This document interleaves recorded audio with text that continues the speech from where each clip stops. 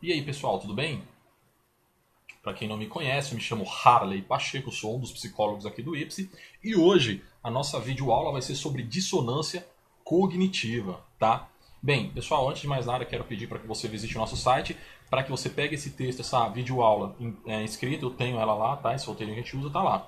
Se você quiser imprimir um certificado dessa videoaula, só fazer o curso, é só entrar no site do IPSE, www.ips.com.br, na opção cursos, responder uma pergunta que tem lá e você consegue imprimir seu certificado, beleza? Com essa videoaula mesmo você consegue responder a pergunta e imprimir. Pessoal, eu resolvi fazer essa aula porque eu acabei de fazer uma pesquisa no YouTube sobre dissonância cognitiva e escutei, bem, eu não assisti todos os vídeos, assisti 4, tá? E esses 4 vídeos, eles falavam muita asneira.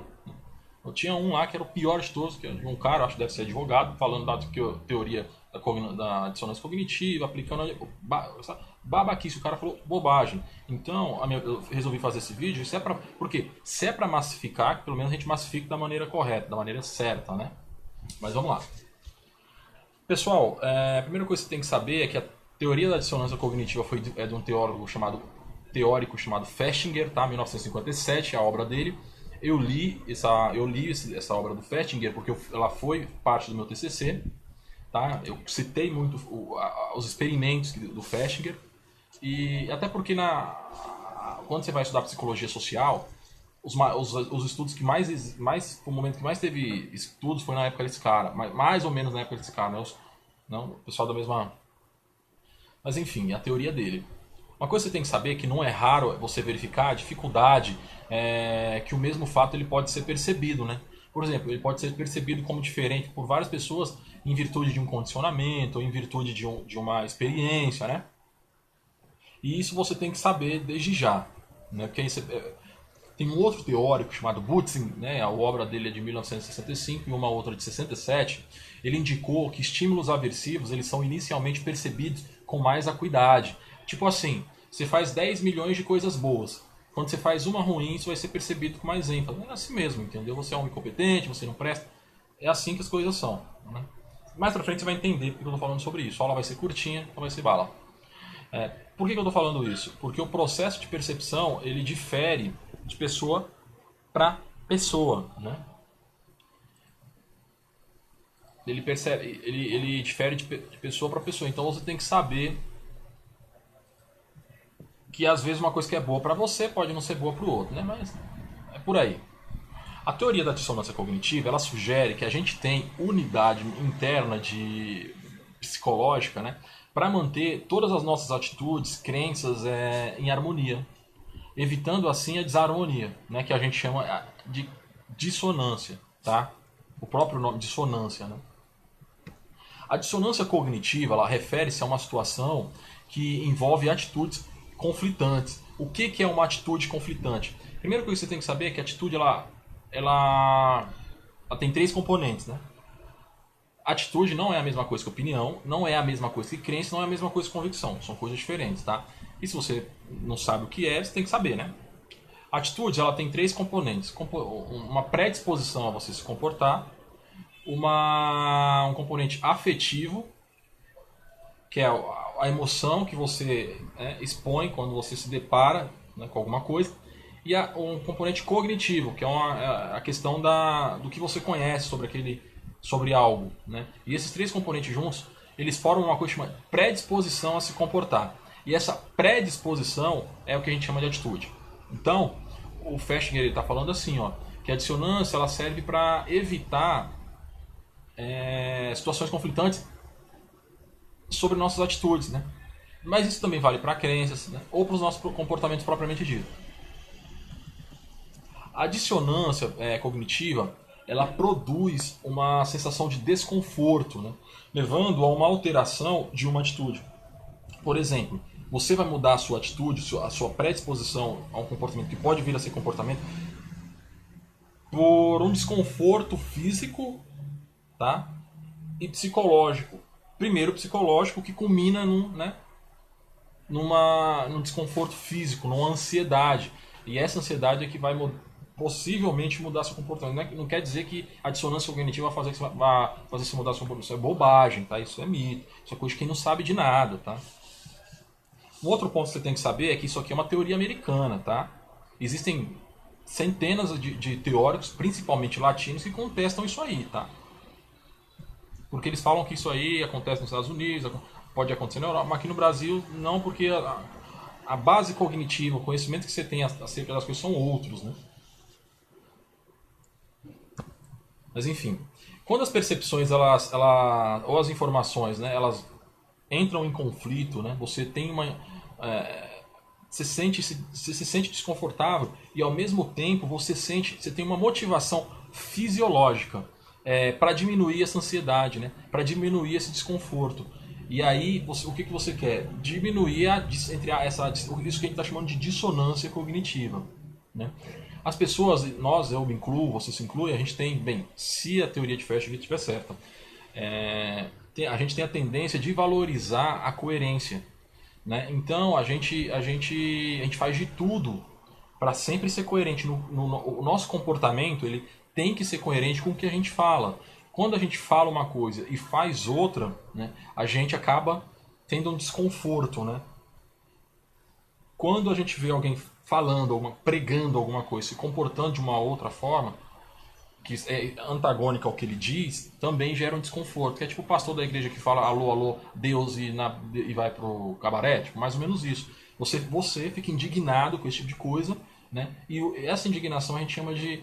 Na verdade, a indignação é a atitude que você está tendo, né? A sua revolta, predisposição, o conflito que te leva a ter, né, a revolta, entre aspas, revolta que te leva a indignação que te leva a ter essa atitude negativa em relação ao pastor é o que a gente chama de dissonância cognitiva. Tá? E a gente faz de tudo para remover essa tensão. Quando o político fala que é bonzinho e é corrupto, a gente né, a nossa indignação, entre aspas, né, a nossa predisposição, a nossa dissonância cognitiva, né, a nossa tensão ela aumenta de tal forma que a gente quer tirar o cara de lá. Porque a gente faz de tudo para diminuir a dissonância. A dissonância ocorre quando as pessoas, quando as cognições pessoais elas não são coerentes com os padrões sociais, porque a gente espera que determinadas ações elas aconteçam. E se elas acontecem de forma diferente ao que a gente planejou, isso é ruim. Pessoal, só uma dica. O dia que você for abrir sua clínica, seu escritório, abre longe de avenida, pelo amor de Deus. Porque a falta de respeito é tão grande, pessoal... Mas enfim, as pessoas... Viu? Esse foi um exemplo excelente da dissonância cognitiva. O que eu espero do comportamento das pessoas? Que as pessoas sejam civilizadas, né? Que a pessoa tenha um carro, que não seja barulhento, que ela não incomodar o próximo. Só que eu espero uma coisa, ela se comporta, gera um desconforto, e esse desconforto a gente chama de dissonância cognitiva. E quando é que você vai usar isso? Quando você quiser ter um benefício por conta de uma dissonância, né? Lógico, você tem que ser um cara extremamente maquiavélico para fazer isso. Mas tem gente que faz, né? Ou, sei lá, eu quero gerar uma dissonância daquele cara ali porque o cara se afasta de mim, ou eu vou me comportar dessa forma. Tem gente maquiavélica que consegue fazer isso, né? Por que a gente estuda isso aqui?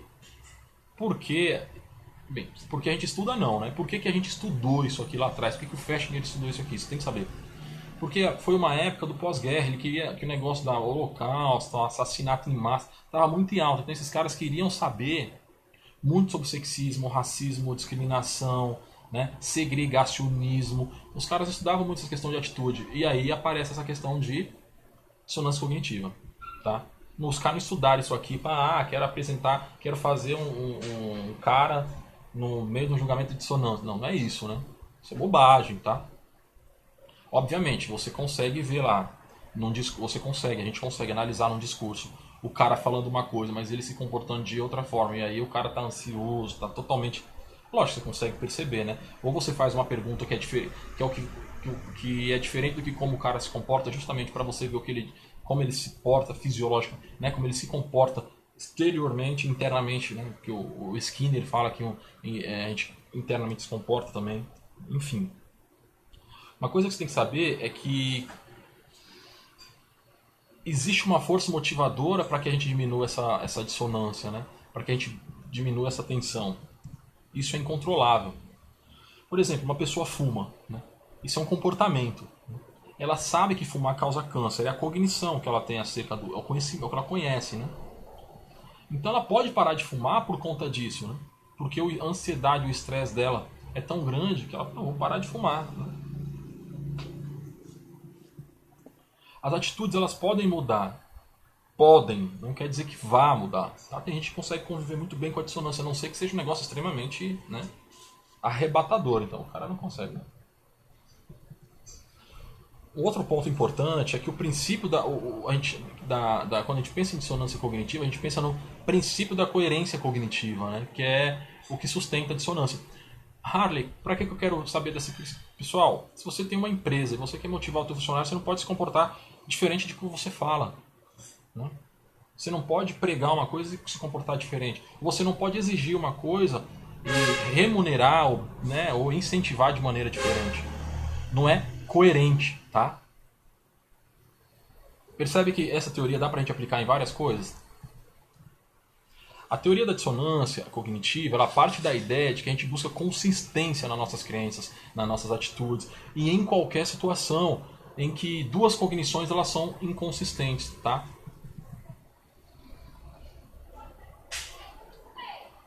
Como eu tinha falado, tal, da dissonância cognitiva, tal, por que os caras estudaram? Então, aqui no meu roteiro está falando assim, foi uma observação que eu fiz em 2012, né, que foi na época que eu apresentei meu TCC. O Festinger, palavras minhas, tá? Festinger, em 1954, propôs a teoria da dissonância cognitiva, que afirma que o motivo poderoso para manter a consistência cognitiva pode dar origem a um comportamento irracional e às vezes mal adaptado. Percebe que esse trecho deixa claro que a gente começou a estudar isso, estudou e ainda estuda por conta de segregacionismo, racismo, por conta de todas essas questões, né, vinculadas à atitude. E que a gente pode aplicar isso aqui no ambiente corporativo, no ambiente educacional, para que as pessoas cada vez mais se desenvolvam. Né? Mas enfim, a gente tem muitas cognições sobre o mundo, e sobre nós mesmos, obviamente, e elas não podem se colidir, elas não podem se chocar. Tá? Porque uma discrepância, quando ela é equivocada, ela vai sempre resultar em um estado de tensão. Seu relacionamento. Quando o seu relacionamento vai dar certo? Na maioria das vezes o seu relacionamento vai dar certo quando você e a sua parceira, ou você e seu parceiro não tiverem muitas questões de dissonância, né? Muitas questões diferentes que se colidam. Senão você vai viver em briga. Não quer? Quando eu digo que vai dar certo é você ter um relacionamento sem briga, tá? Isso é o que eu sem estresse, né? Não que você vá separar, tem gente que briga e passa fica junto. Né? A experiência da dissonância é extremamente desagradável, né? Então a gente está sempre motivado a reduzi-la. Tá?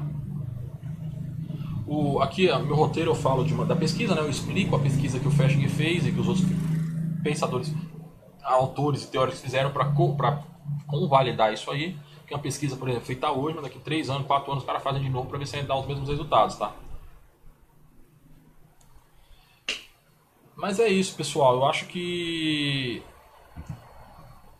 é por aí mesmo. Acho que com o que a gente falou de dissonância cognitiva já dá pra você entender, né? Ou dar só um outro exemplo pra gente terminar a aula. Quando alguém é forçado a fazer alguma coisa publicamente, tá? E algo que eles fazem, né, que eles não gostam de fazer publicamente, que eles fazem privado, vai surgir uma dissonância cognitiva, tá? Pra você ter noção, eu já trabalhei numa empresa e eu sei o que aconteceu porque o cara me falou. Queriam dispensar o colaborador. O que eles fizeram? O cara não falava em público, ele não tinha essa habilidade. Botaram o cara para falar em público. Aí o cara teve um ápice de estresse. O estresse foi a desculpa para mandar ele embora. Você vê como as pessoas podem usar de maneira extremamente negativa, mas também podem usar de maneira positiva, né? Ou quando você cumprimenta alguém de maneira forçada, isso gera uma angústia que é extremamente incompatível com a sua crença. Né? Então os comportamentos eles têm que sempre, né, drivar. Bem, pessoal, eu acho que você entendeu. Se você não entendeu, assiste de novo a aula, manda suas perguntinhas que a gente responde, tá? Forte abraço aí e até a próxima.